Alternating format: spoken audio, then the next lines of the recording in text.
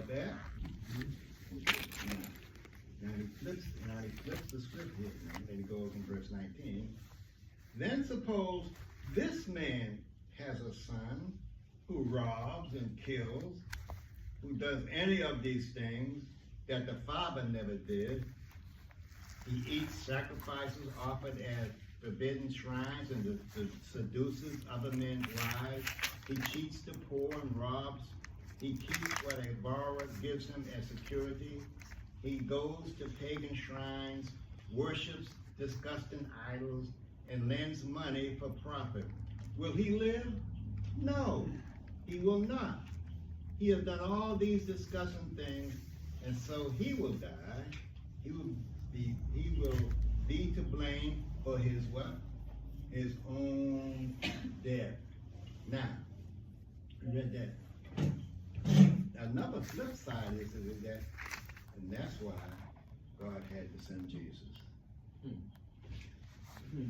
See that? What difference does Jesus make? Because Jesus is the one who takes that sin away. You see, he says if your son doesn't sin, if the father is good and the son is bad, he says they each have responsibility. But if both of them have accepted Christ as their Lord and Savior, well, number one, the son is not going to do all those things if he accepted Christ as his Lord and Savior. We're looking up to the New Testament here, okay? He's not going to do all those things. So therefore, both the Father and the Son will live. Because of what? Because of God's Son, Jesus. And that's the big difference here. You see that? Okay? Now, go on, because there's an interesting thing here. We'll go on to verse 14. Now, suppose the second man has a son. He sees all the sins his father practiced, but does not follow his example. He doesn't worship the idols of Israelites or eat the sacrifices offered at forbidden shrines. He doesn't seduce other men's wives or oppress anyone or rob anyone. He returns what a borrower gives him as security.